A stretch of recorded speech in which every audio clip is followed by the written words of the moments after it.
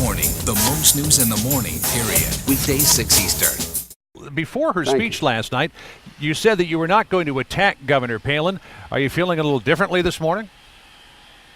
No, I'm not going to attack her, John. You've covered me for a long, long time. When we debate, and boy, she's going to be a tough debater. She's going to be a skillful debater. I'm going to try to talk about, the differences of our worldview here and what we're going to do for the country. Her speech was an amazing speech in two ways. It was incredibly well crafted and delivered, but there wasn't I didn't hear the phrase middle class. I didn't hear a single word about health care. I didn't hear a single word about helping people get to college. I didn't hear a single word or phrase about how to deal with the retirement security for people and Social Security. I didn't hear the word Afghanistan or Pakistan mentioned, where the terrorists live. Where Al Qaeda is. So, what I'm going to try to do, and I may not be able to, she's so good, I may not be able to get to it. I'm going to try to point out where we want to take the country and how they don't have a single answer how to dig us out of the hole we've been dug into the last 8 years. And John, I think the American people are more focused in this election than any time at all. So if I'm wrong about that, and if it's going to get down to who can deliver, the toughest lines, then, she's going to win the debate. But I'm not going there. I can see that you're already playing the game of raising expectations for her. Last night during her speech, you watched her last night. She was good. She was really good. She was very effective. She was very effective. Last night in her speech, she was almost mocking in tone about the Democratic ticket, talking about a lack of experience on the part of Senator Obama, also playing to what some analysts have said is a lack of substance in his rhetoric. Does he need to put a little more meat on the bones in terms of what he talks about, how he talks about it in the next 60 days? Oh, I don't think so. Look, he put meat in the bones. He's laid out our tax. We're going to give 95% of the people in America get a tax cut. John McCain and the governor, they're going to give a $200 billion, this is factual, a $200 billion tax cut to corporate America. They're going to give a $5 billion tax cut to ExxonMobil and the other major oil companies.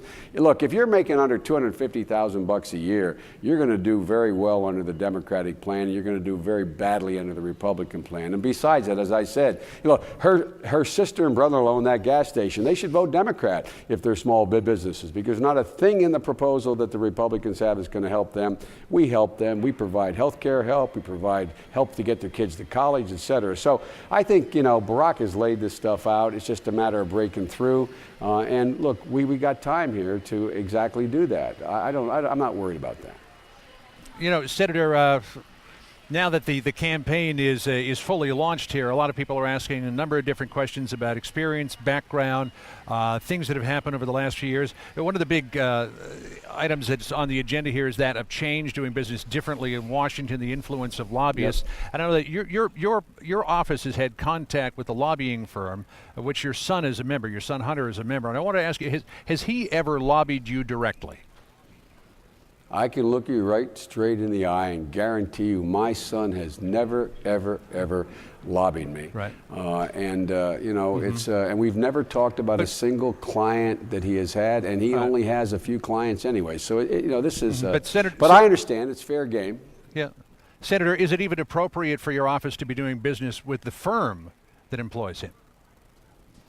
Well, my son doesn't share in any of those revenues, and I think it's appropriate for my office. Look, I'm of all the senators in the United States Senate, I'm the one who has, I believe this to be true, I just speak for myself, is that I don't meet with lobbyists. I don't meet with lobbyists. And I started off as an accident because early on in my career I didn't have time to do it, and I've just never done it. My staff does, and I don't meet, when I say lobbyists, I don't even meet with interest groups out there. Right. My staff does. So look, I think what people are going to have to do is take a look at my record and of reform, and take a look at Barack Obama. He comes along and he shepherds in his first 2 years in the United States Senate the most significant ethics reform bill since Watergate.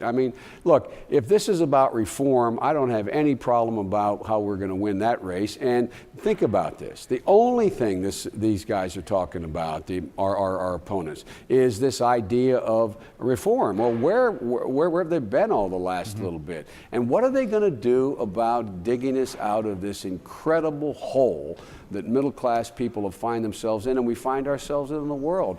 I think this is a big-ticket election, John. If I'm wrong about that, then it's a different outcome maybe, but I really think people are focused on how are you going to help me take care of my parents? How are you going to help me get my kid to school? What are you going to do to take the burden off me of my losing my job?